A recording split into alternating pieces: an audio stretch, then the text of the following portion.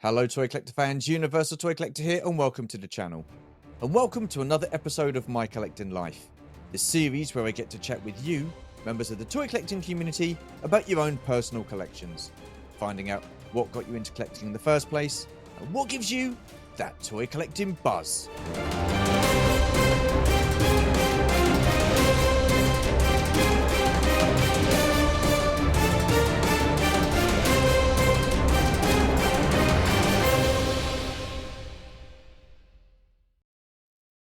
Alright then, you lot. So welcome to another episode of My Collecting Life. And it's not just any episode, it's episode 100. We finally got there. And I just want to say a huge, heartfelt thanks to each and every one of you that have participated in this series. Without you guys, I wouldn't have had a series. It's as simple as that. I've had such fun listening to your stories, some really interesting chats. We've had some great displays and we've had some fantastic collections along the way. So once again, thank you so much.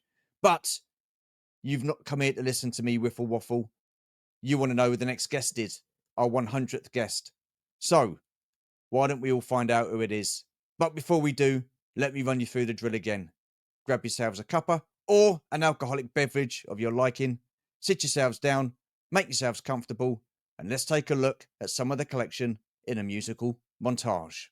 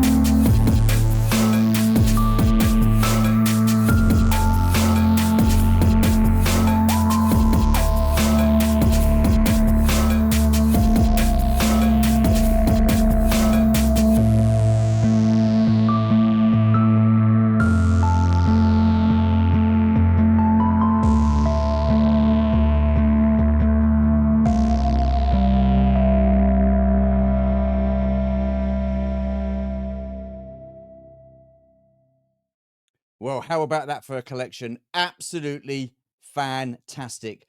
Possibly the largest Star Wars collection in the UK. It's an absolute pleasure to welcome to the channel Mando No5, also known as Keith Guppy. Hello, how are you? Hello, mate. How are you? Big congratulations. 100 episodes. Well done. Yes, Brilliant. I know. 100 episodes we got there. So I thought I'd mark it with a special occasion. Have you on, as you've got such a huge collection, like Star Wars collection and stuff like that. So yeah. So What obviously, took you you know a so little bit what about the series. what took you Huh? so bloody long, mate? What took you so long? Christ, I was hey? waiting for a special, waiting for a special occasion, Keith. Waiting for a It special certainly is, mate. occasion. So here we That's are. a Here we great are. effort. 100 episodes, mate. Brilliant, brilliant. No, no, no. Thank you. Thank you.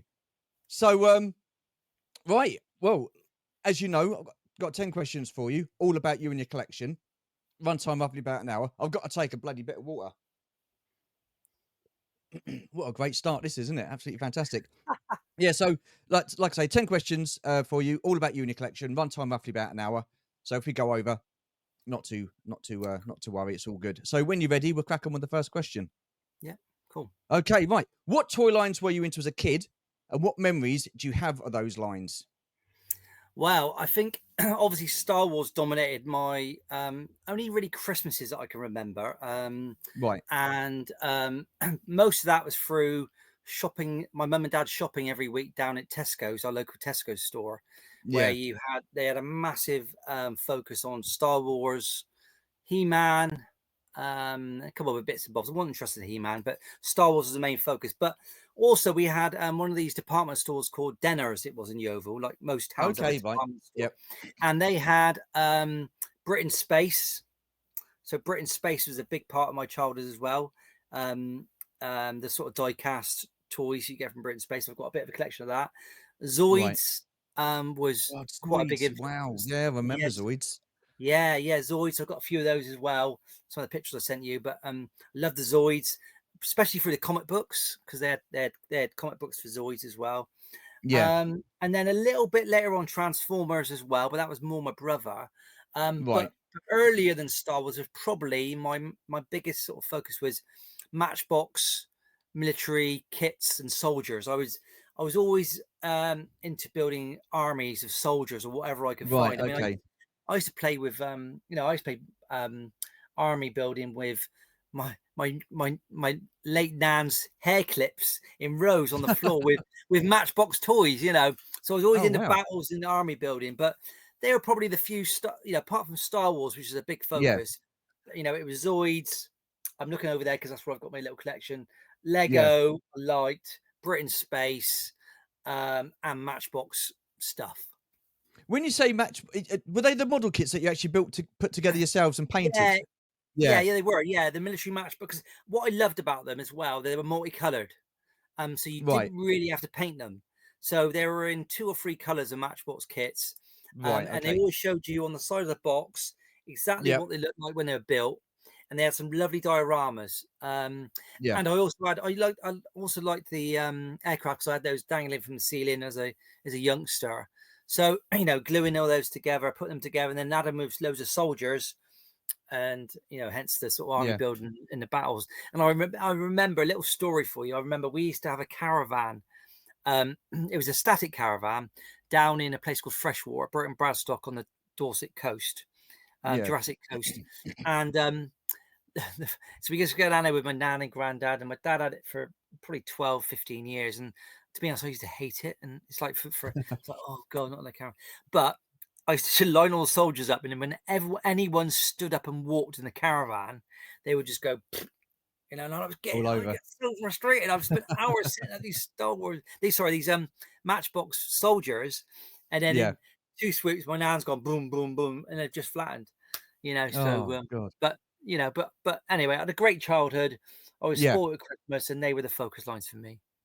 So, I mean, obviously, those like Zoids and the Matchbox Army and stuff like that, they were all before Star Wars. Then Yeah. Star Wars happened. So, talk us through that. Yeah, I mean, Star Wars, I guess my first impression of Star Wars probably A New Hope playing on Christmas Day. And it always Yeah. did, didn't it? On Christmas Day, it played. And then for years and years, I was going, why aren't you playing Empire Strikes Back? And why aren't you But anyway, Star Wars, that was my first Star Wars contact, New Hope on Christmas Day. And then Yeah. obviously it was the shopping, weekly shopping. I went with mum and dad. They went to key Yeah. markets, which is like a poor Tesco's in those days, if you can remember. And then Tesco's was next door. They went off to key markets. Yeah. I would go in Tesco's. And so looking at the rows and rows, and even then, I was a little bugger mind. I used to, even then, a little story. I used to get I was always after guns because you lose your guns, don't you? But I knew Yeah. even then, if you got the thing off the door and you just wiggled the plastic, the gun would pop out. And I remember I was probably only about 7, 8, 8, 7 or 8, and Yeah. I would put my foot on the gun as it fell on the floor, look around, and then pick the gun up and put it in my pocket. Yeah. And even then I was nabbing guns. So that was that. Then obviously after the New Hope, I was desperate to watch Empire Strikes Back. Yeah. And that was on VHS. The only person who had a VHS, you hear about my nan and granddad a lot because I was very close to my nan and granddad. Yeah. The VHS it came out on VHS Empire Strikes Back, and it was in a big video store called Rainbow Video in Yeovil. And they had one of those standees. It was a Luke on a Tauntaun as a standee, which was the height of the room. And as you walked into this video shop, and it's a huge video Yeah. shop. So they were advertising it. It was counting down, and my nan and granddad were the only people in the family who had a VHS recorder. So we watched as a family ET there, for instance, and we watched other films. But so I was waiting and waiting. It was like time had stopped waiting for that video to come out. Yeah. Because I think I probably already had an AT-AT for Christmas, and that was on one of the photos I sent to you, Stu, with me playing Yeah. the AT-AT Yeah. on Christmas Yeah. Day That's cool. in my Yeah. Yeah. pants. In my pants. So, look away if you don't want any horrible No, pictures. yeah. But anyway, so that was brilliant. And when I finally got that video, it's like, oh my God, this is amazing. And that's Yeah. when it really kicked up for me. So then I had the Imperial Base, Slave One, the Snow Speeder, Yeah. and so yeah, and then eventually then when Return of the Jedi came out, Yeah. my dad took me to the cinema in Yeovil, and we watched Return of the Jedi on the big screen, which I think I watched again last year, and it was amazing. It just comes So was back that to the first film that you actually saw at, that like Return of the Jedi? Was that the first film you saw at the theatre? For Star Wars, it was. Obviously, I'd Yeah. watched King Kong and Bambi and all Yeah. those Yeah. things Yeah. in the Yeah. Yeah. past. But in Yeah. terms of Star Wars, The Return Star of the Wars. Yeah. Jedi, Yeah. yeah, Yeah. Return of the Jedi was the first film I watched at the cinema with my dad. Yeah. Yeah. And that was the days where it wasn't a multiplex. It was just classic cinema in Yeovil, Yeah. free Yeah. screens. Yeah. I think it was an ABC and then maybe an Odeon, I don't know. But it's free screens. And what I love doing even now, Stu, is you can go back now. It's a furniture charity shop. So you Oh, go right. in there, and Yeah. it's got the Art Deco, reception as you got in a lot of the cinemas. And you've got the stairs, and then where they've got the furniture upstairs, you can still see all the circle soundproofing Oh, in the wow. cinema. God, I yeah. mean, and I think to Yeah. myself, my God, I was sat in here, Yeah. all those years ago with my dad watching the film, and How cool. That's it's cool. great. It's still there, at least in some way or another. What about Um, Saturday morning TV and stuff like that? I mean, because when we were younger, it's like G.I. Joe, Transformers, He-Man, Thundercats. I mean, was but you into any of that, watching those on the TV, like yeah, the for Saturday me, morning it was cartoons, after Whack-A-Day. school It was, cartoons? Whack-A-Day, yeah, it yeah, was God, yeah, wow, Whack-A-Day, yeah, Timmy Mallet, yeah, yeah, blah, blah, blah, hammer, yes, and it, then it was Transformers. yeah, So, I could tell you the title sequence of the words of Transformers off the top of my head. Transformers was the one I always watched religiously. I can't really yeah. remember anything else really. It was apart from maybe Godzilla cartoon and a few bits and God, yeah, pieces like that. Godzilla and Godzuki, yeah, I That's remember it. that, yeah, That's it. yeah, Yeah. But yeah, Transformers cartoon every Saturday morning. Love that. Yeah. yeah, yeah. God, I remember that as well. Wowzers. And what about I've often asked like my guests, what was it like for you when you used to go through the stores and you saw all these different artwork and stuff like that for the different like toy lines like Transformers, Star Wars, He-Man, and stuff like that? I mean, what was your memories of Yeah. those stores back in the Yeah, day? I mean, the artwork for Transformers is amazing, especially on the back Yeah, of the yeah. You had cards. that grid thing, didn't you? Those grid bits at the bottom. Yeah, Yeah, the little sort of and yeah, yeah, that was amazing artwork, and and that sort of period of time is when I nearly got into Action Force. I remember seeing Action Force piled up in his department store next yeah. to Star Wars, and that was the only time I thought, oh, this Action Force is pretty good. And even now, I go back and look. What's the skull one? The Oh, ship. Robo Skull. Yeah, Robo Skull, when that new one came out recently, I was like, oh my God, I really love that. And when we were at NEC the other day, someone had a vintage Robo Skull there as well. Yeah. And I've always, that's a bit of an itch I needed to scratch, and I nearly went into it, and I can't do it. Look at this around me. I can't do it. Where'd you put it? Um, Where'd you put it? yeah, well, where I put it, where I show it, and Yeah. but that's a really nice toy, and but yeah, so the graphics of the, especially Transformers to me, that's what I can really Yeah. remember, Stu. Yeah. Yeah. I used to love walking into the stores as a kid. It just seemed, and that was the thing, wasn't it?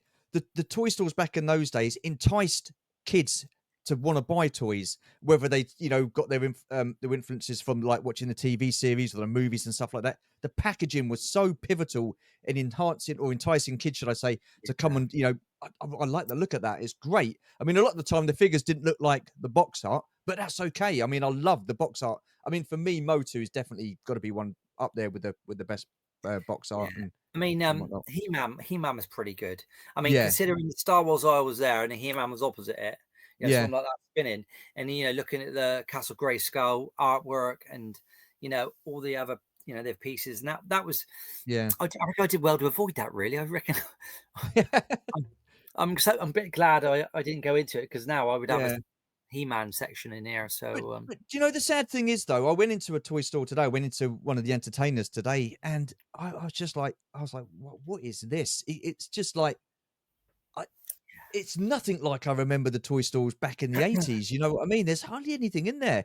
You had like a little end aisle with like a little bit of Star Wars at like discount price and stuff like that. All peg warmers. There was no Transformers. The Marvel section was rubbish. There was no Master of the Universe, He-Man, or anything like that. It's such a shame. I just think yeah, kids are missing out. I know. The only time you get a slight feeling of that is maybe Forbidden Planet. But Yeah, apart yeah, apart yeah. apart from that, I mean, Apart you from go in a Smith's store and it's like, and yeah, we've they're the got same. Yeah, yeah, and occasionally HMV have a little bit, but I went in there, my HMV in Yeovil a couple of days ago, and it was absolutely dire. yeah, It was trash, and we got an entertainer, 15-minute walk from my house, and yeah, nah, it's yeah. rubbish. Yeah. It's not good. It's not good.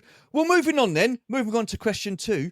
But the thing is, Keith, the thing is, this being episode 100, I thought, do you know what? I've asked these questions so many times. And to be quite frank, I'm getting quite bored of it. So what I've done is I've gone through the community and asked different members of the community whether they'd like to come on and join us and ask you a question. So guess what? Quite a few of them have. So the first You're person up is joking. Mr. Des T. Oh my Hey, Keith. God. Hi, My Stu. God. My God, this is amazing. Hello, This has Des. been Right, this mate. has been in the works for a long while. Yes.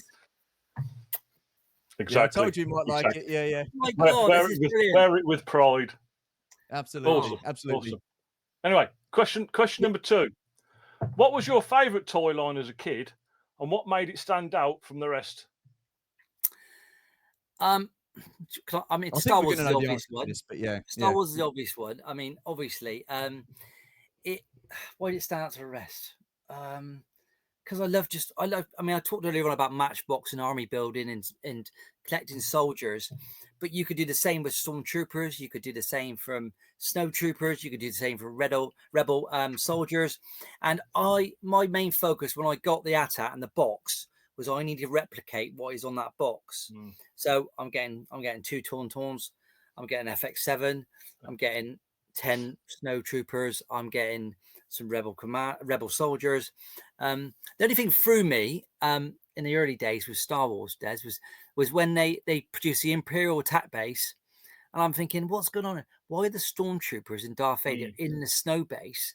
Why aren't the rebel soldiers? And that messed my head for quite a few years, as it probably did a lot of people. So it's got to be Star Wars, mate. From the day one, right for the lines. And some days I wish I was a little bit older because I would have picked it up a little bit earlier. But yeah, Well, that's the thrill of the chase, though, isn't it? yeah, it is, mate. If It you is, haven't mate. got it, I mean, yeah. And you imagine if we had the internet then. I mean, I would go round my mate's house we lived in a little village, and my dad still lived there, little green, and the next street up was my mate Joel Woods, his name was, and I go around and I go, why have you got a grey X-Wing? What the hell is going on? And it plays sounds. What is going on? Where have you got that from? What's this Millennium Falcon thing that I've never seen before? And it's Wow. like, Oh, Mum, where are they shopping to? Have they got like a Premier K's catalogue that I don't know about or something, or what?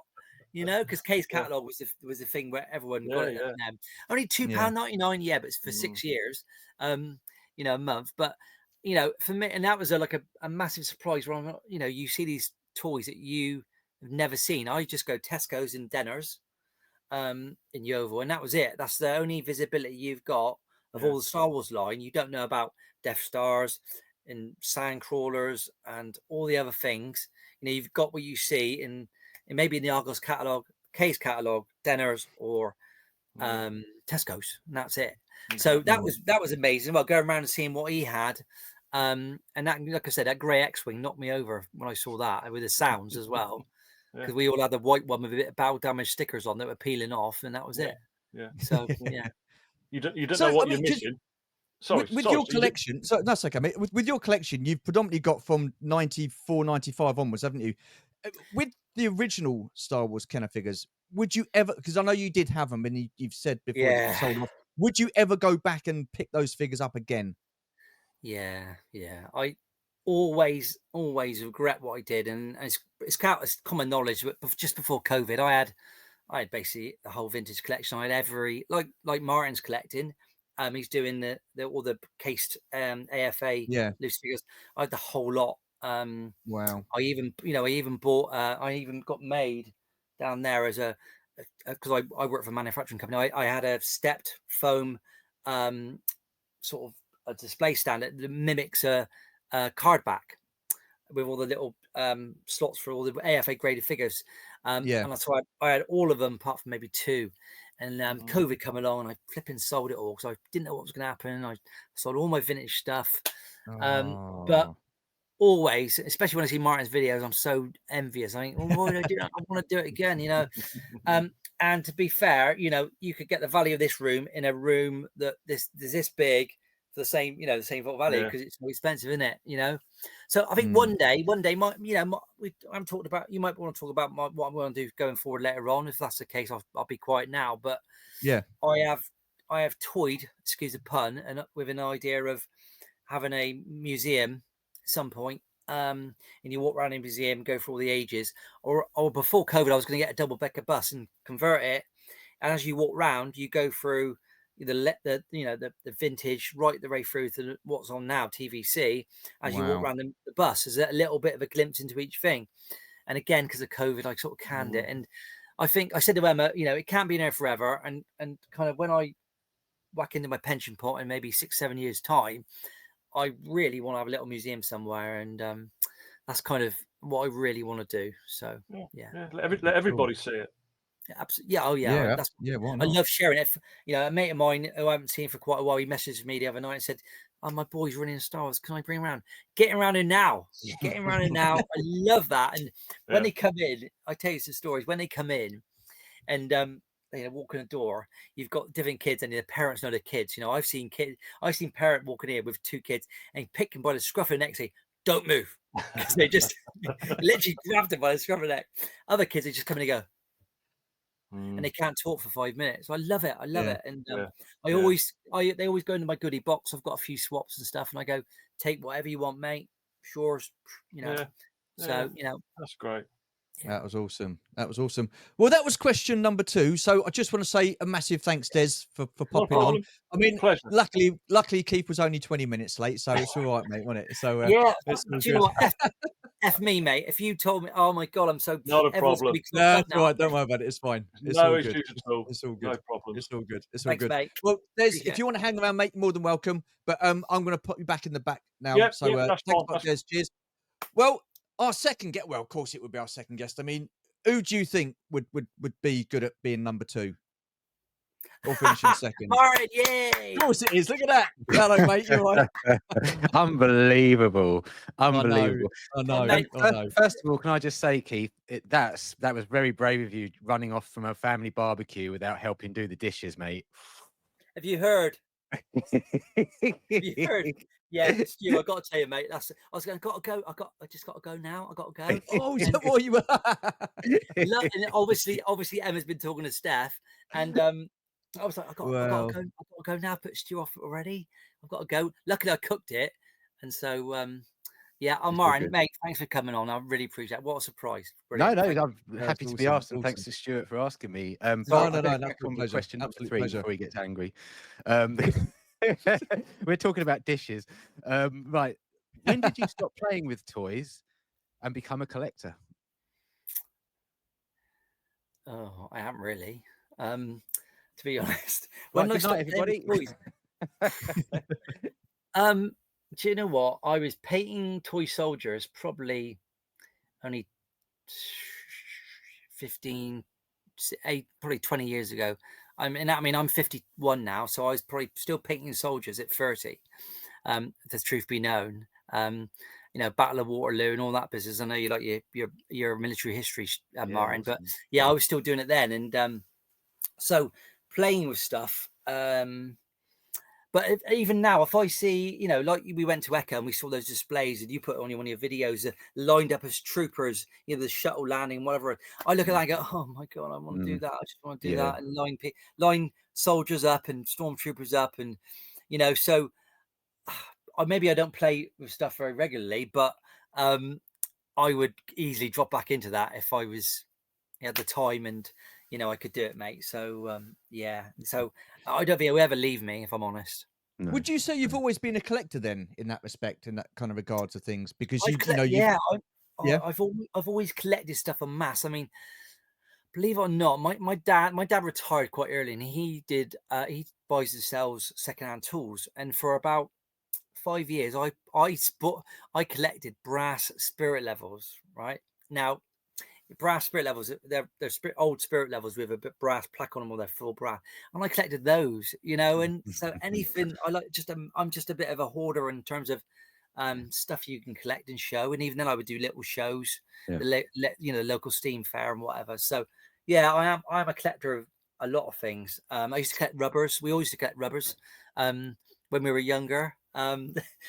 You know, razors, I mean. yeah. So I'm a child. Yeah. Yeah, and they, you know, smelled lovely, didn't they? And, you know, you just go, oh my God. And funny enough, I was talking to Emma the other day, and we suddenly realized we both collected eraser rubbers years ago, and we had the same ones. You know, the record, I had a Princess Leia one, a circle one, and I had a little small Princess Leia one. And, you know, so I've always been a little bit of a hoarder and collector of stuff. Yeah. Wow. So you didn't that's drop cool. those under you onto the floor and then put your foot over the top of them as well? No, mate, no. I was gonna on that, Keith. I was gonna say when I can remember being very young, we used to go down to your way for holidays and stuff like that. And we went into a couple of stores and I picked up a couple of action figures. And when I got back, I noticed that the guns were missing. So I was pretty... Yeah, don't ask me. No, oh, mate, okay. You know, But you said you used to do the model making and stuff like that. Have you ever considered doing the Bandai model kits for the Star Wars figures? They do the droids, don't they? And then they do like a few of the no, Mandalorians. the two I Boba want, Fett and stuff. I looked at many a time, because at that time I had no idea of scale. I mean, my one of my prized possessions is probably a die-cast snow speeder, which was about, you know, about that big, right? And then I had the AT-AT, which is this big, and I was like, what's going on here? This scale's not right. And I used to play with it, like, you know, and then I eventually had the snow speeder, which is about that big, which is, Yeah. even then wasn't really scaled with the AT-AT. But there was two model kits, and you probably know them. There was one, I think it might be, I don't know if they're FX or not. One was a Rebel base. Oh, right. With Yeah. all the little, you had a Rebel transporter, you had the little X-Wing, snow speeders, all in the Rebel base. I really wanted that because that looked cool for just fighting. And then the other one was Jabba's Palace, they did as well. And I never got round to getting it. And even now on eBay, I see it like, well, what am I going to do with that? You know, so, you know, you know, that was something in terms of building kits, that was the nearest I got to the other, you know, to other stuff to build it. And what about your collection now? I mean, because it's a huge collection. I mean, when you were younger, did you ever think that you're going to have a collection like you've got now? I mean, that's just what you've got is fantastic, but it's insane to think about the amount of stuff that you actually have. I mean, what led you down that path of going that route and getting absolutely everything and keeping it boxed? Completionist. Well, yeah. Yeah, so Well, there you are. weird, Simple as that. yeah.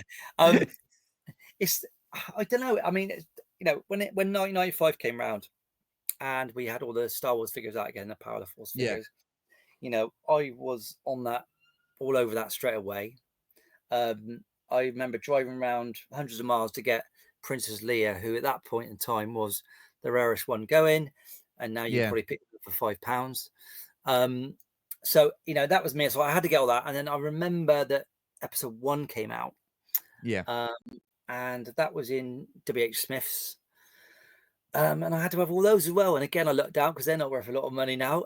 But I just had to have all of them. I just had to have all of them. And it gradually built up. And then Emma, when I met Emma was like really supportive of it. And we lived in a place called Ilminster, and about a quarter of a mile down the road, there was a mini Tesco's, but they always had Clone Wars. All Yeah. they had was Clone Wars. Oh, there were And loads then- of Clone Wars stuff back in yeah, the day, yeah. weren't there? Just give me 1 second. Oh, he's gone. Well, that's unexpected. Nice top. I see you've changed. Yeah. Well, I thought there was a bit of a theme going on tonight, so And this I is don't know where, who the you know, next the guest is. greatest Maybe thing that'll be- about having kids that go into a Tesco's mini, you can pick up a Clone Wars, a red carded Clone Wars, and I was only interested in the clones, nothing else, which Yeah. is a good thing, actually. And then you move all the displays around. These displays, look, Look at right? You that. move them around, and Wow. you just have one in the box, and you go, "It's the last one. Can I just take the box for my boy as well?" And then we'd have Luke or Ethan with us, and they'd be going, "What? I don't want it. That shush." And so that's where my sort of, because I've got these for the 30th collection, the Blue Skies line, the Clone Wars line, the Blue line, and these look cool. Yes, and I'm so man. glad at the time, because they come up Yeah. on eBay very, occasionally, but I am so glad I picked these up, and these were all free from Tesco's over a period of about 4 or 5 years. Every time, bought one figure, brought the display pack home. What people didn't know, Keith, was you'd bought the rest of them the day before, so that there was only one left in there. More than No, it's likely, really yeah, good yeah. because it was so accessible, and it was like back to my childhood. Like, I literally 15-minute walk from our house down there. They always had Clone Wars stuff on the shelf in the mini Tesco's, believe it or not. And it was like, you knew next week I'll get something else. I knew next week I'll get something else. Yeah. So it was easy, And Emma was really nice. She let me put it, that we had a rented house. She let me put it in the staircase, and had a little tiny little room. And it just went from there. That's mental. I've got to say it. I think I'll be exactly like the kids that walk into a room. I'm just like, wow. Do you know what I mean? It's yeah, that's pretty cool. That's pretty cool. Right. Well, that's question number 3. So I just want to say a huge thank you to Martin. Martin, you are more than welcome to stick around if you want. If you've got to shoot, not a problem I'll at all. stick around. But just for the time being, we're going to say goodbye. So thanks a lot. Right then, let's get on guest number 3. Now, this guy, he's recently had his barnet cut, so he's a little bit what's it about it. So he's wearing a cap, but it's Mr. Berry. I'm not wearing. Really? I'm wearing a cap because I'm fed up of all this Liverpool loving rubbish. I nearly swore then, to be honest. I nearly swore, and I've Stop gone and talking got wet. to change, especially because I saw all these red horrible shirts all over the place. I thought I can't be dealing with this. So anyway, Adam, I've got one shirt. Have you got 5 Tottenham shirts? I just wondered. I've got but mate, we put our second team, so I'm not surprised. I expected us to get thumped that Here day. we go. to Here we be go. honest. Right, what's your question, Berry? What's your question? Come on. Well, I've got a question. So, can you on a map point to where Liverpool is, please, Keith? Unbelievable. Keith said no. I can't Rubbish. believe Of course I can, you plonker. it. Okay, I'm joking. It's in Right, London, okay, isn't it? It's down London. It's down. Yeah, it probably is for you guys. Right. Okay. Sorry. Actually, the real question is, who is the best looking guy in the toy community, and why is it Adam Berry? Oh, for goodness sake. I'm only joking, right? Okay. Yeah, he has to say he's joking because he's not joking. Steve, No, I've got a No, I serious know. question. I know. I've got I a know. serious question here. Honestly, I've got a serious question. So, I thought I was just going to wind Stuart up by doing this because he's going to No, be that's like, okay. "For God's It's all right. sake, he's going all rogue. Okay. Is there a particular item in your toy line or a particular figure or I don't know, vehicle that you prefer over another one, and why is that so? The one that really I love, because it's the only piece I've got from when I was a youngster, and it was from my late nan. And I was really close to my nan and granddad, and granddad only passed a couple of years ago, and I love them to bits. As my nan got me the Ewok Village Right. in Yeah. 83. I've got that here. And I was, as I said earlier on, I was a little bugger. I didn't only nick guns out of Tesco's. I also would go into my nan's spare room and rip the Christmas wrapping paper. So I knew I had the Ewok Village for about 2 months before it came to me. Yeah. Yeah. But it's so in my, I showed it on Shabby's, one of Shabby's programs, in my mum and dad's loft, which I did all my playing to. I had roads and fields mapped, painted on the floor for my Matchbox, but I also had a massive Star Wars layout, and I had a small Christmas tree that there's about this big. It had all the leaves you can take out of it, and I laid that on the floor, and then I had the Ewok Village behind it, and I had Ewoks on a little platform with strings so they could swing like Tarzan. And I had a big diorama of the Ewok Village, and behind it I had Hoth. So my dad worked for a packaging company, and he can get me as much polystyrene as I needed, which was ideal for the Hoth environment. So behind that I had Hoth trenches and Hoth base and all of that. And even now my Ewok Village has got bits of polystyrene underneath it, and that's my link into my childhood when I used to play, and those two dioramas were right next to each other. So so it's my Ewok Village, Adam, mate. I think this really. So, on that basis, because I know you're a bit of a inbox collector, do you have a boxed one as well? I have got a box one. Yes, I have. I have. Oh yeah, of course he has. Of course, that I have. And I got it for Gary. I think it was Gary. Was it Gary? I think it was Gary. No, it might not be. If it's Star Wars related, it's almost definitely Gary. Yeah, Gary Moore got me a few bits a couple of years ago. No, I have got one. Yeah, it's just down there actually. I had a little look, and it's tucked away right underneath. And I have got an Ewok Village that is minty mint. Just not got the dividers, but yeah, down there. And I've got that because I thought I've got to have my nan's one at my one, and I've got to have a box one, and that's it. So I have, mate. And you could ask me.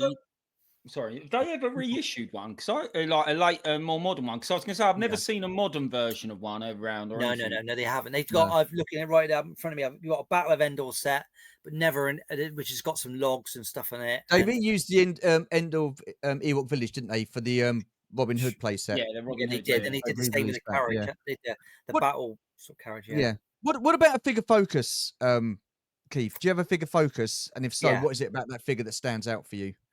Boba Fett. I've got a figure focus out in the on the stairway, which is Boba Fett. I know a lot of people collect Boba Fett. I don't know. I don't know what it was really. I just loved it. I think the figure's cool.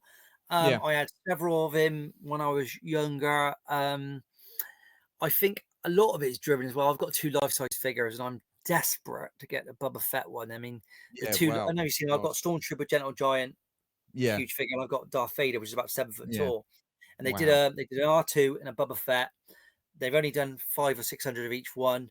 The Boba Fett is rare as rocking horse doo-doo, and I would love that. And I've even got some artwork of the figures ready. That day I get a Boba Fett, and a little bit. I'll give you a little bit of a rare insight.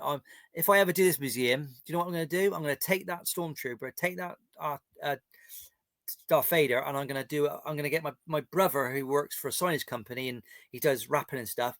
I'm going to build a full-size card back and have wow, how cool would that be? Size. That's what I'm going to do. I'm going to do a Palatoy card back that's about 14 foot tall behind the figures. So that's what I'm going to do. But that'd be cool. When it comes to Boba Fett, do you prefer him when he was in like the original trilogy, because there's an air of mystery about him? Yes, you saw some of his stories in comic books and novels and stuff like that, but or do you prefer him as he is now when you see him in the Book of Boba Fett? You know a little bit more about him. No, I think the mystery in little snippets was good. Yeah. I think so. That's where I really loved him.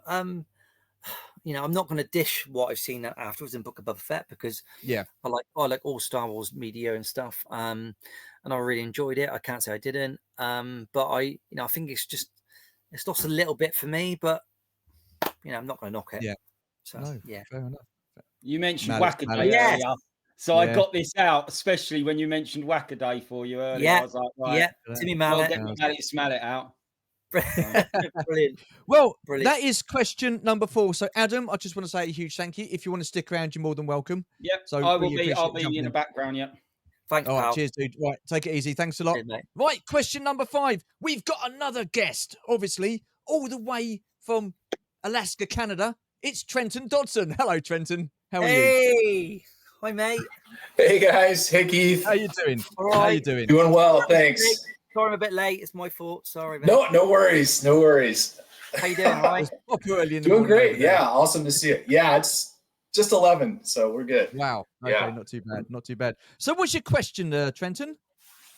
Well, Keith kind of touched on it a bit when he talked about the snow speeder there in the Ewok village. But what's your prized possession or your prized piece or one that has the most sentimental value to you in that grand collection of Great yours? question. Yeah, I mean, my most sentimental piece. Well, there's 2 pieces. There's a die-cast snow speeder, which I've got. And I've got a minty one as well with it, and that's that. And then obviously the Ewok village that I mentioned earlier on. But in terms of sort of the best possession I've got in the modern line is the San Diego Death Star. You can see right at the back of the room back there. Oh, hang on. Let Which me is- enlarge yeah. you. Let's have a look. Where are you? Yeah, God, I've got one. which is the Where are you? this is the graded one. Yeah, Probably Yeah, the look only at that. one. That's The only one insane. graded. Yeah, Wow. sorry. And they've, that the case, it takes a 2-man lift to lift the case. And they presented it really well. It's UKG 85 San Diego Wow. Death Star, and it's awesome. lovely mad. piece. And that's probably and there's I've got a Costco AT-AT from the Clone Wars Blue Line. And if you know your AT-ATs, it's the one that's got the clear plastic cover and it's got a load of figures inside it. And it was very, very rare. And that's graded as well. That I would say that's probably the only one graded in the world as well.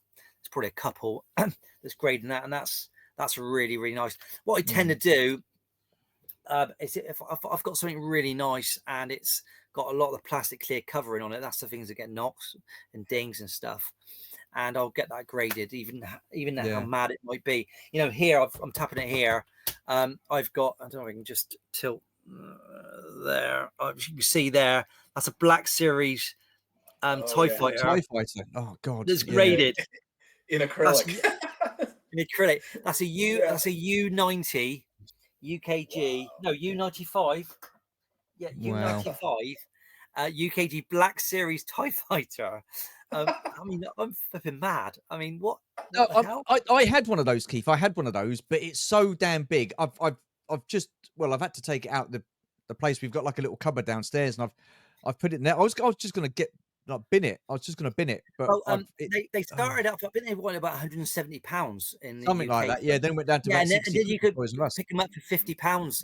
Oh no! A few years later, and I'm a bit sentimental because I remember me and my wife going to Forbidden Planet in London, Shaftesbury Avenue, and this thing was in the window before you could get them, and it was like, oh my god, this is amazing! Look how big it is! It's like It's huge. It's yeah, huge. yeah. And me and Emma went there, and I'm pretty sure Emma then got it for me. So sentimental sort of kicks in. She bought it for me, and for some stupid reason, I think when they came down to price, I thought I've got a few. I had sort of 3 or 4 of them because I don't know what I was going to do with them. And I sent out to UKG, and I think Steve at UK must have thought, "What are you? We got another nutter, lads. Let's just get it boxed out and send it out." Mental. And it was it was U95.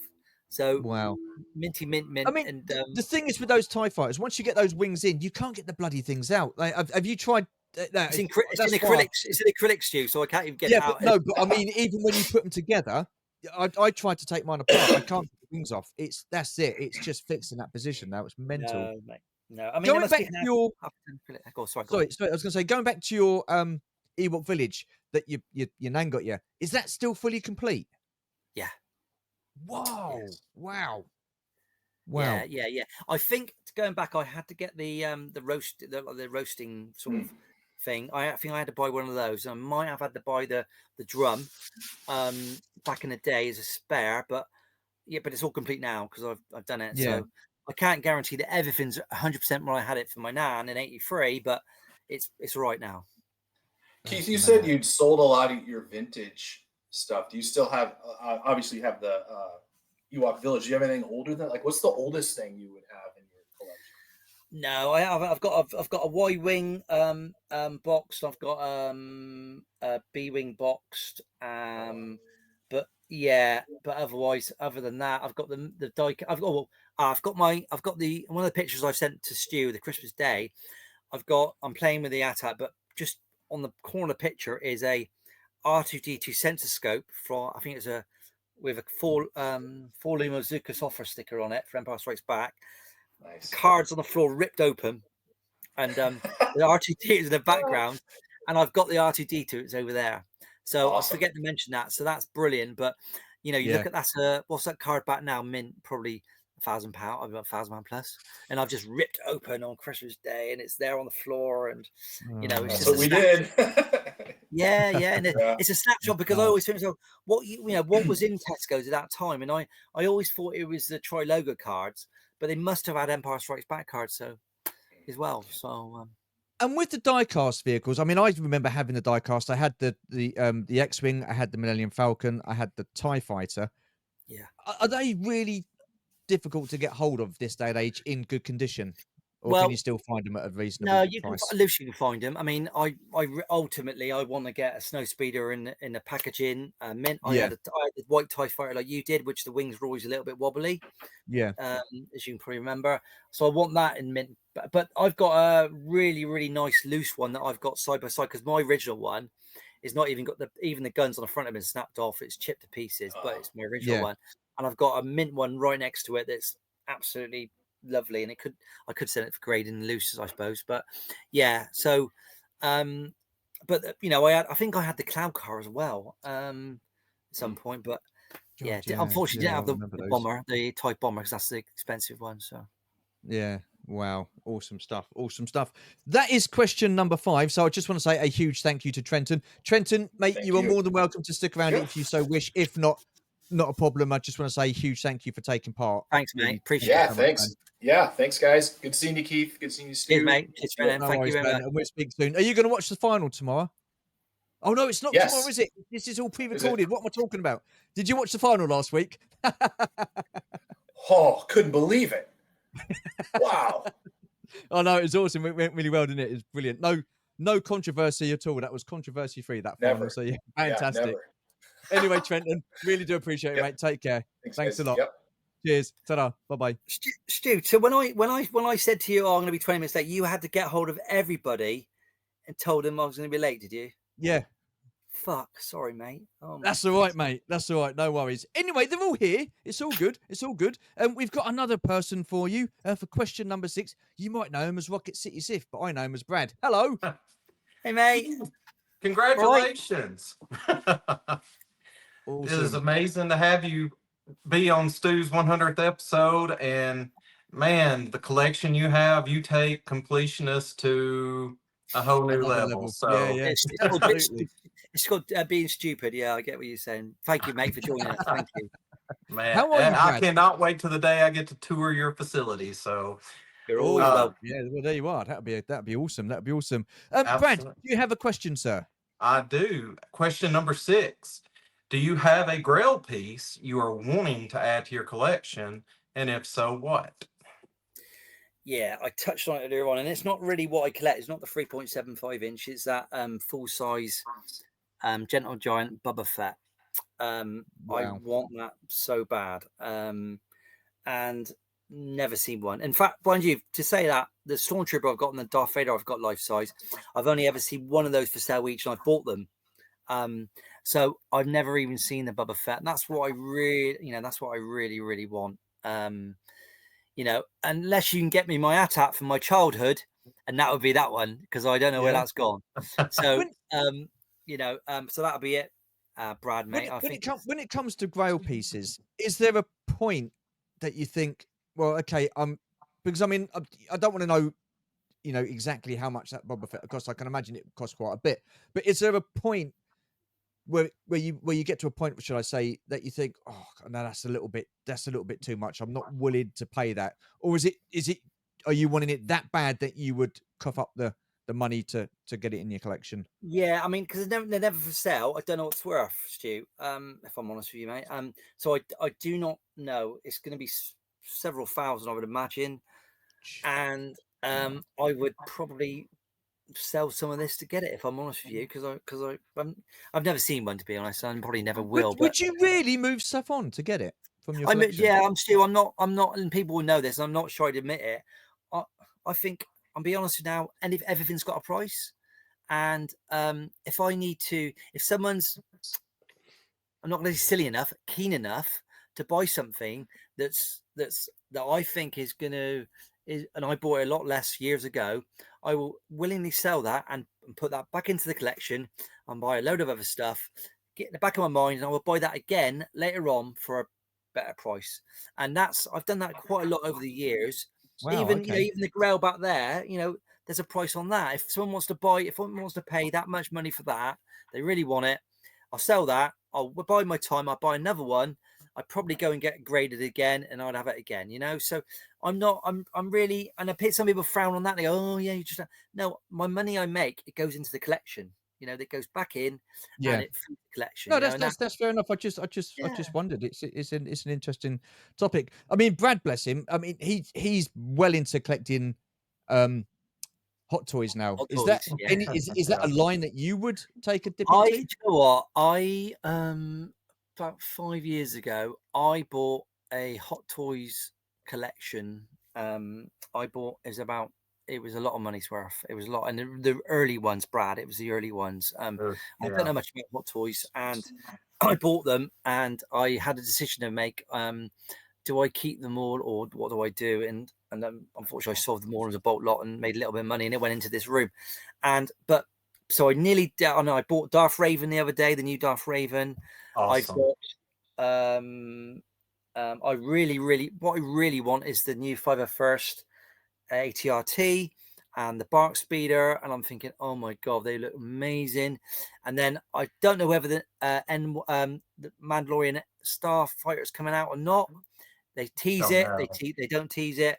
I would be jumping over that on a heartbeat. I mean, Yes.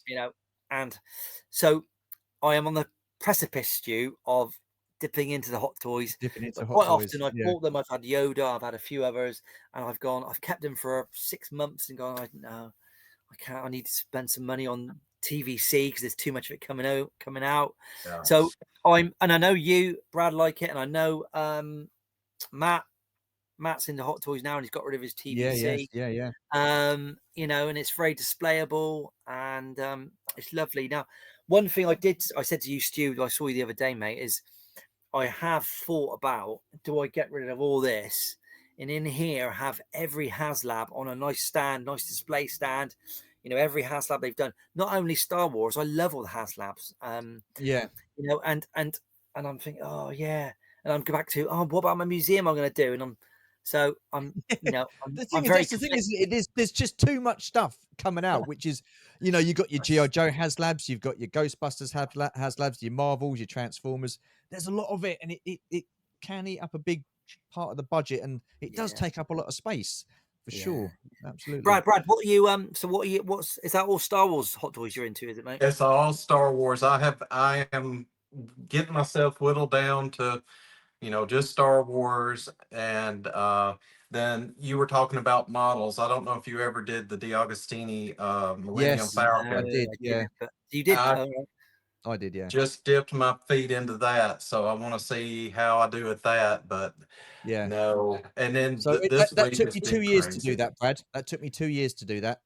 That's what I thought I did the year thing where I would get 10 sets a month, and apparently I did not. So, but anyway, I'm excited one way or the other. But it's a great piece. It is a great piece. It really is. But and there's a lot of customizations that you can do to it. So I was just wondering if you had done it and had it on display or I had it. I moved it on. I sold it.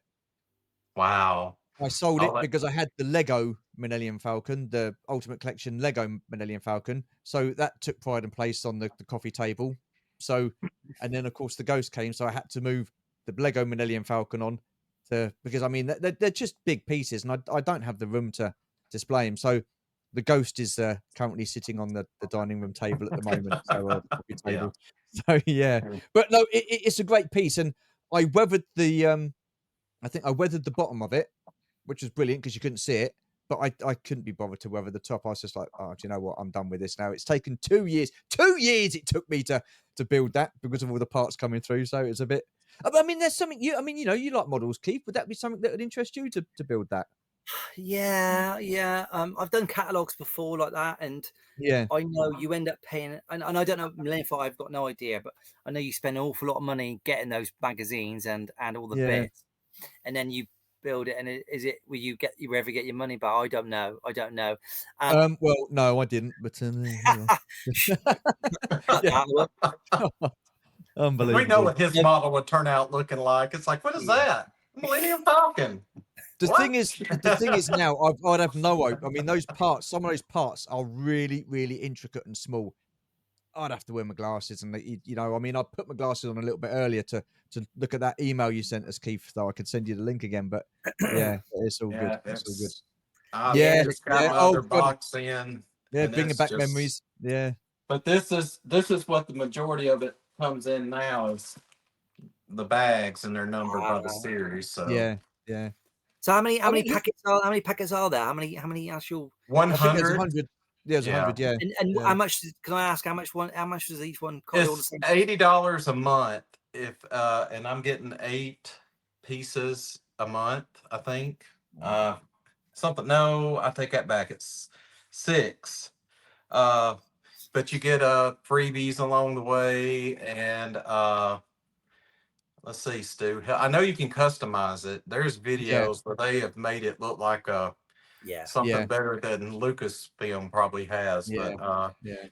But $80 a month, and then there is actually right now, not promoting, I'm not affiliated, but they got a May the 4th thing where you can save even more money on your subscription. So if you're going to do it, now's the time. I would say. Right, that is question number 6. Brad, thank you so much, mate. If you want to stick around to the end, you're more than welcome. If not, I just want to say a huge thank you for taking part. So we'll see you in a bit. Brad. Thanks, Thank you very much. Cheers, man. Cheers. Right, let's get our next guest on. He's been sitting, waiting patiently, and every time I've had him on the channel, he's always sat there with a face of thunder, looking bored in the green room. It is none other than Breton Fett. Hello. Look, I mean, oh, wow. What can I say? Oh, hello. How you doing? Yeah, sorry, man. How you doing? You all right? Doing well. How you doing, Keith? All right, mate. Oh, thanks so much for joining. I'm so sorry. I put Stu off for 20 minutes earlier on. I was late coming on. If I had any idea that there was all these people waiting, I would have. Oh, sorry, mate. How are you? All right? That's okay. Well, couldn't let you know. Couldn't tell you. So, Brett, you have a question, mate. What is your question? I do. So, Keith, we were wondering if you could not collect Star Wars, what other line would you collect, and why is it not Mask? I threw in that last bit. Yeah, do you know what? My brother had Mask, and so it was probably a little bit too. I was probably a little bit too old for it. I don't know. My brother had some Mask stuff, so I was, very close, like I was on Transformers. But I don't know. I think I probably would have got into model making and army building. I even dabbled with Warhammer, the small Warhammer stuff for a number of years. Painted the 40,000 stuff, so I was into Warhammer. But if there's anything you could build armies, really, so I probably would have got into model making and stuff. And I was heavy into Knights Lego, vintage Knights Lego and stuff. And when I was Shabby's video, one of my early videos, I did a bit of a video of me in the attic of my mum's house, and it's still all there, laid out, all the various castles and all the Knights Lego. So, but I think I probably would have gone back to model making, painting models properly, and I love the Matchbox vintage stuff. So yeah, and I'm into, a bit like Martin, I'm into military history as well. So anything like that, that they've probably been that, to be honest, Brett. Yeah. So if you were building, sorry, Brett, go on. Oh, just follow up. So if you're focusing on army building and model building, would you focus on one particular genre, like medieval, Ooh, fantasy, or wow. would you go across all?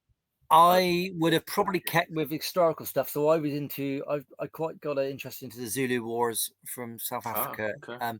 And so I probably would have I've done massive battle scenes with Zulu warriors and all of that business. It's not Matchbox, there's another line, but I probably would have stuck to World War II or Napoleon or Zulu Wars or stuff like that. So I think I would have leaned towards the historical stuff.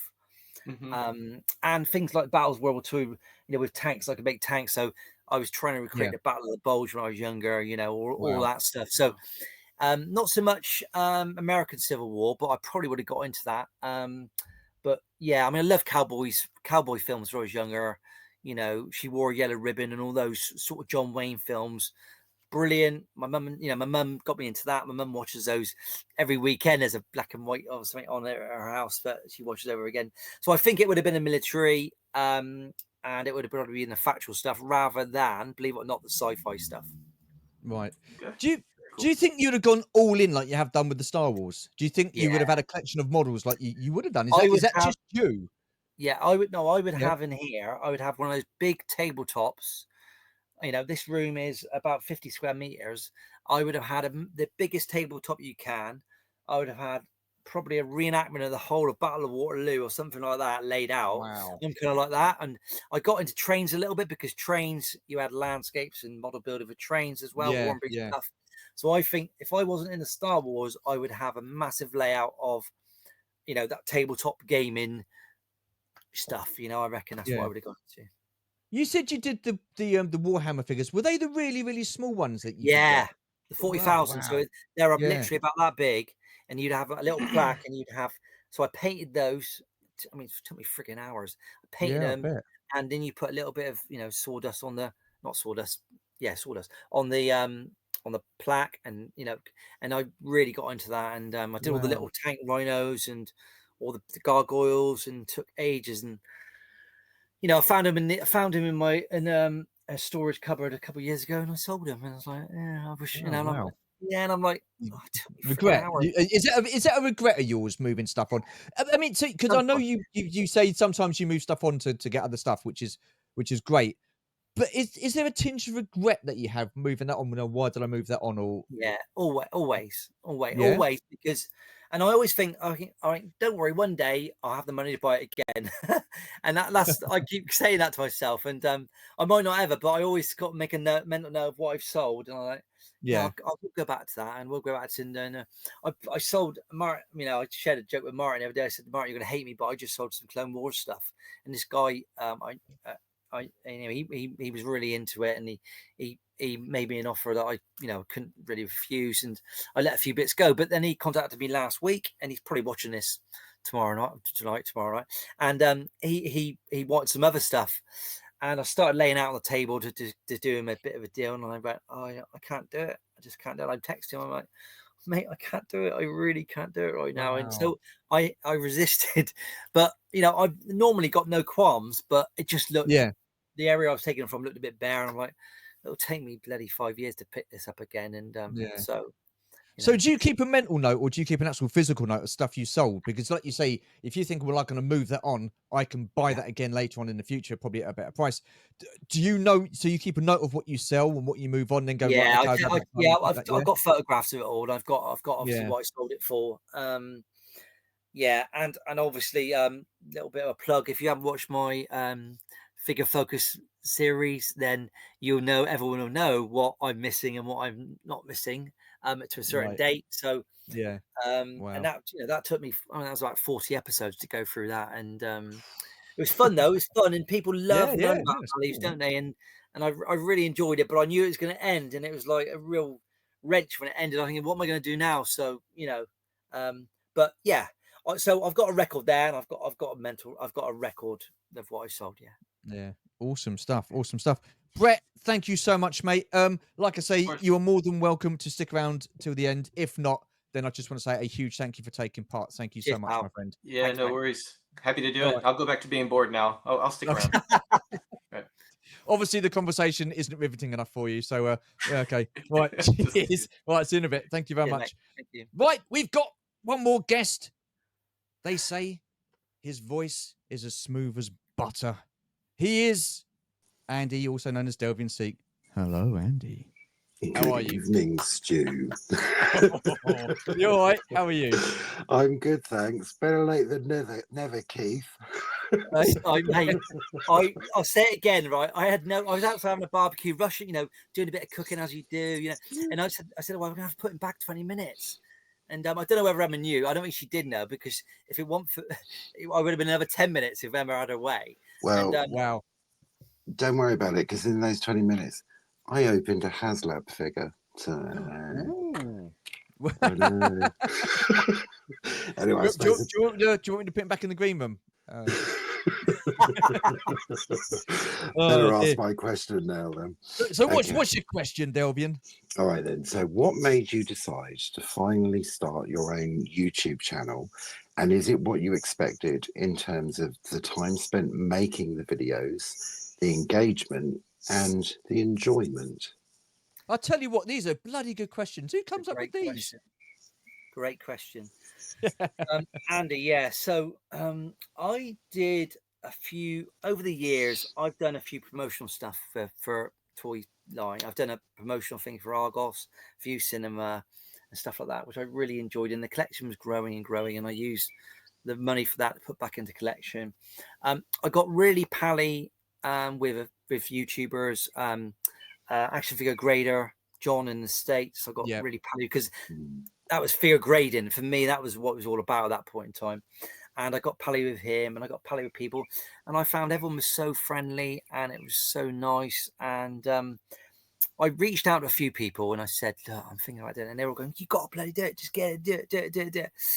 And I'm pretty rough and ready. I'm not like Martin and Adam, who've got this lovely, and I admire them so much. I wish I could do it. It's so crisp and lovely. Mine's rough and ready. The sound's not great. But I hit a chord with people about value, and they like that. And but I started, Andy, and my I used to do the video. I mean, some of the first ones were like 40 minutes long, too long, but that would take me 6 or 7 hours to do. When I started doing it, like, oh my God, this is taking me so long. But you enjoy it? Yeah, I did enjoy it. I was nervous, as you can imagine. I did enjoy it, and obviously, as I learned stuff, I refined that. And so now the series I do now takes me probably 40 minutes, an hour with a bit of prep, to get a 25-minute video done. But I probably, in a weird way, I don't enjoy it as much now. I don't know why.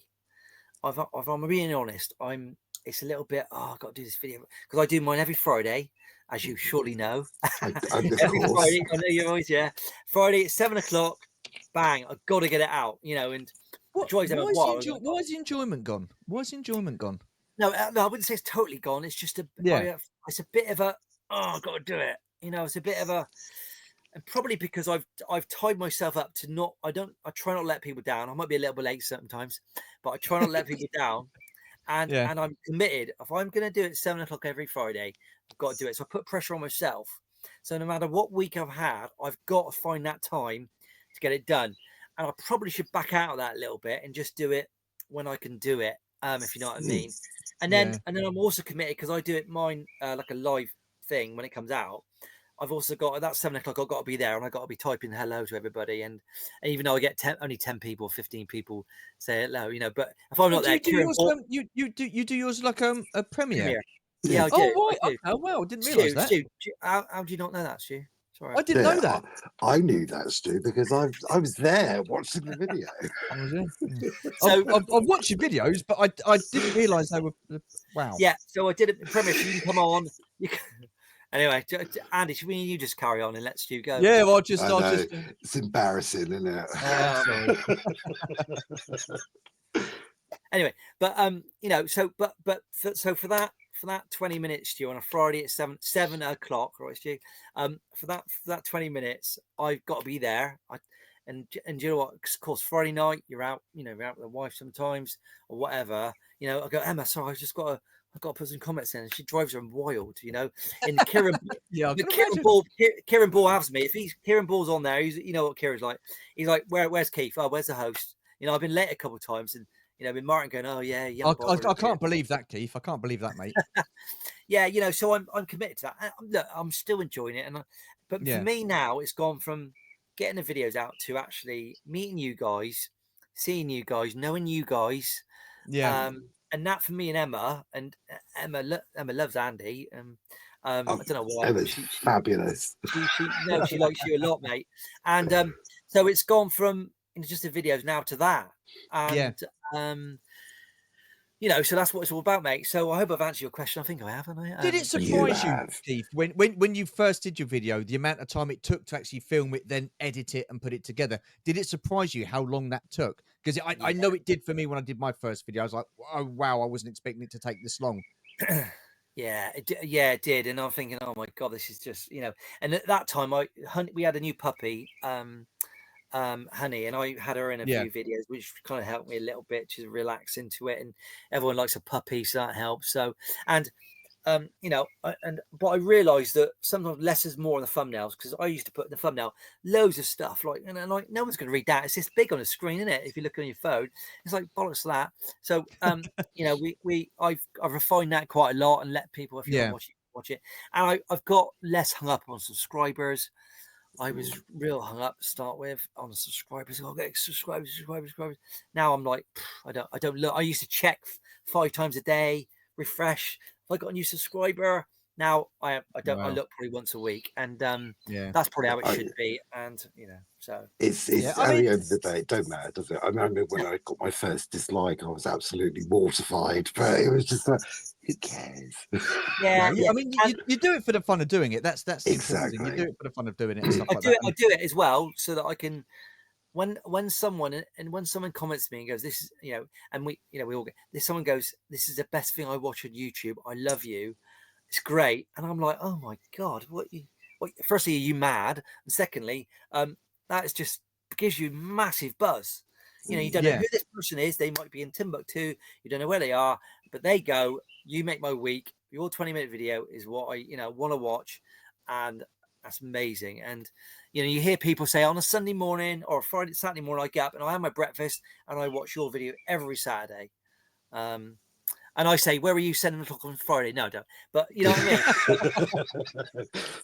But it's like, you know, that is amazing. And that, and meeting you guys and mixing with everybody, and what you've done tonight, Stu, getting people on has blown me away. So anyway, No. It's been an absolute pleasure, mate. And I've got to say, when we first met you, it was like a mad dash sort of thing. It was like, hi, bye. And we was like, let's keep up. And you like, it was like a flyby sort of thing. Do you know what I mean? So it is nice to actually get and chat to you face to face, along with Emma as well.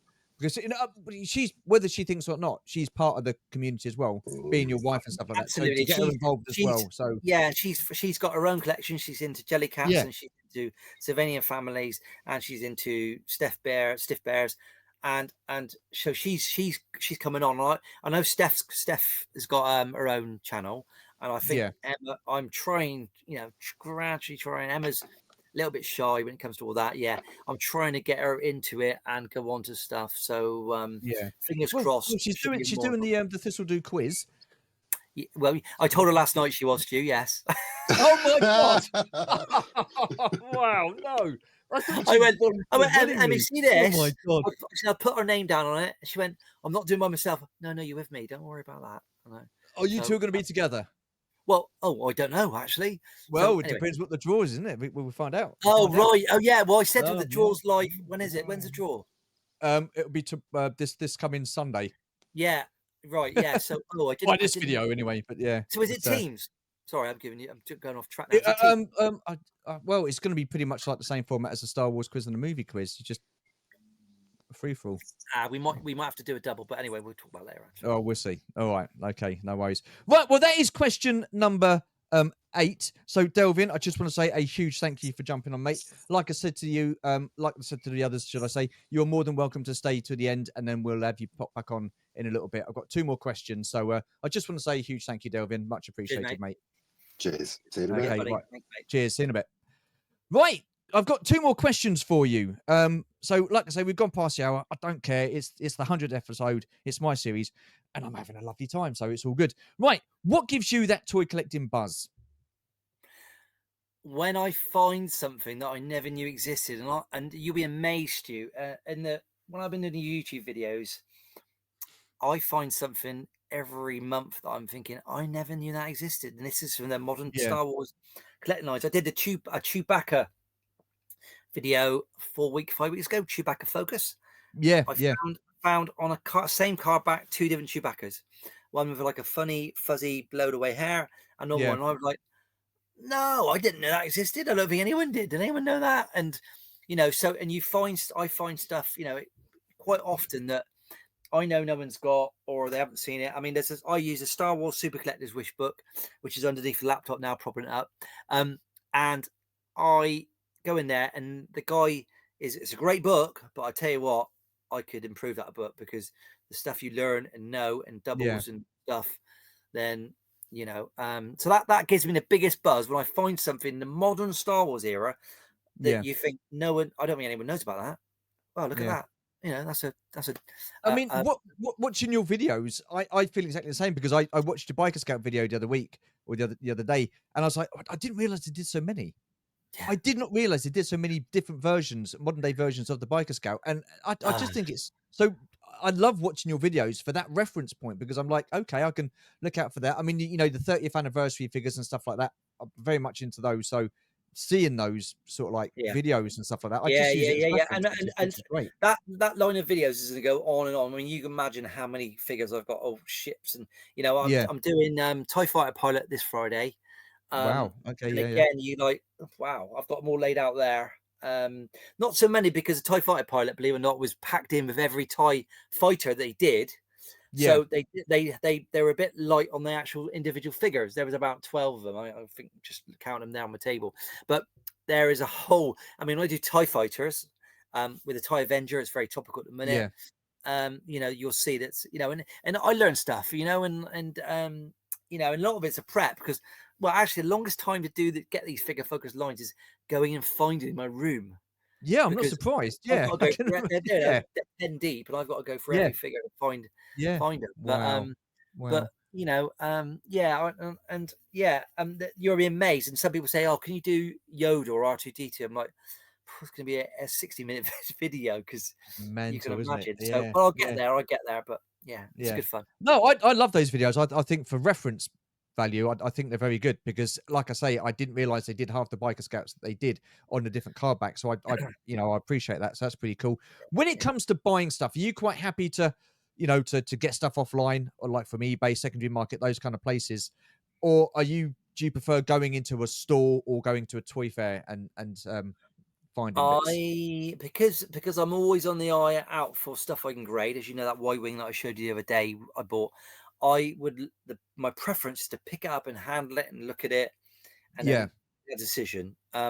With carded figures and stuff, I'm happy to go on eBay.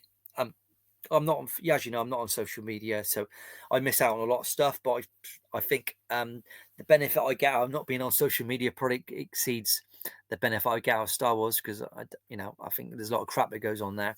So I'm not on that, but so I think for me, I'd rather touch it and feel it, and that's when I get stuff that's non-Star Wars. Walk around Sandown or NEC. I am all I'm doing is thinking, did I have that when I was a kid?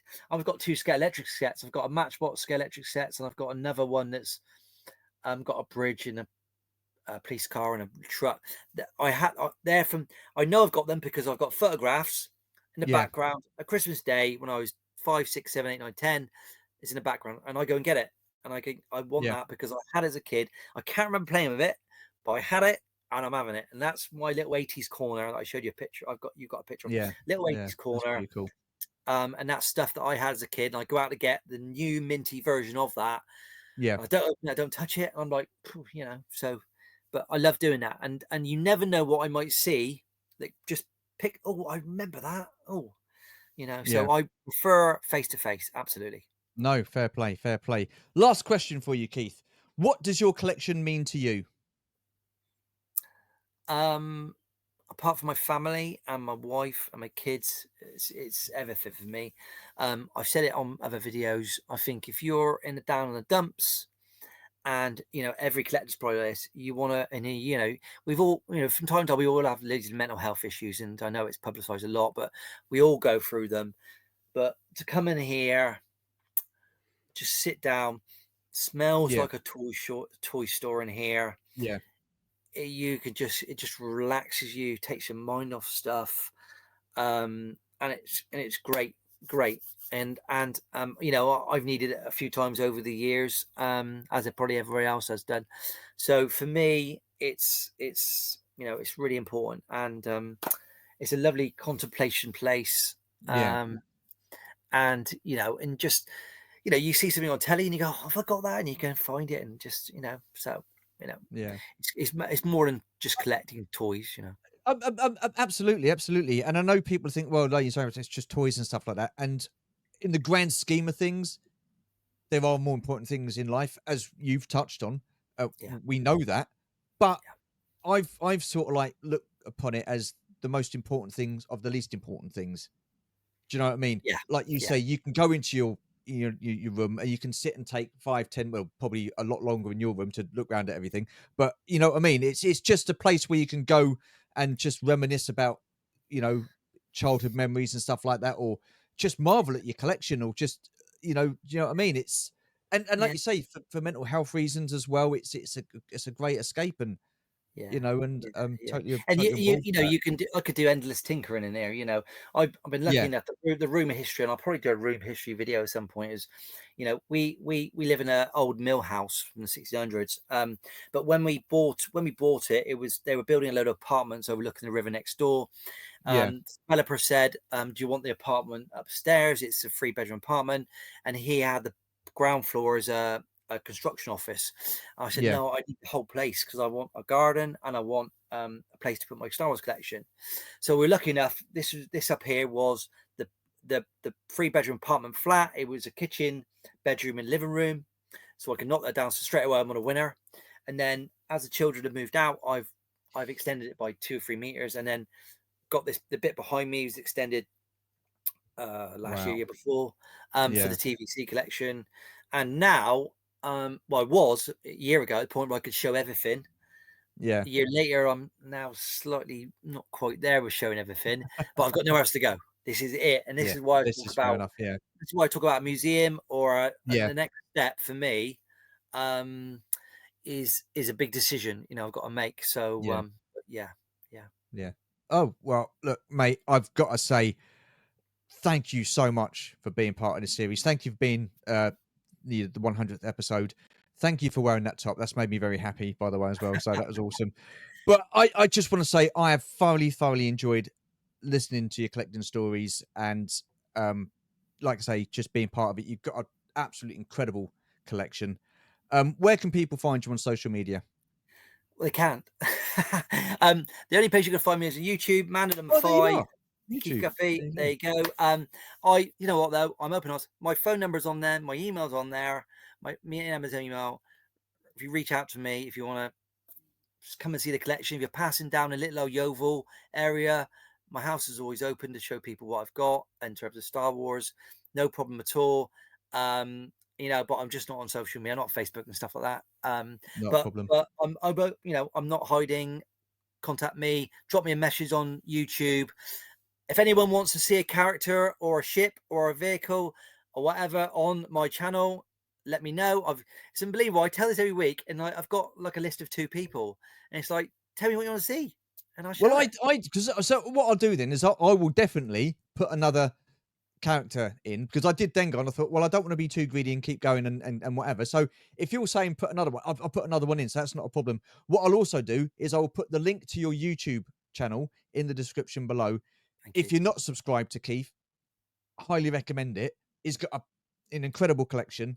The figure focuses that he does, the amount of lines that he's got, the knowledge he's got, it's just second to none, mate. So it's absolutely incredible. I've got to say, it's what a lovely surprise. And again, I apologise for being late, but that's all right, mate. It's okay. It's all right. I want to just thank everyone for coming on. Really appreciate it, and I really appreciate it. So thank you, Stu.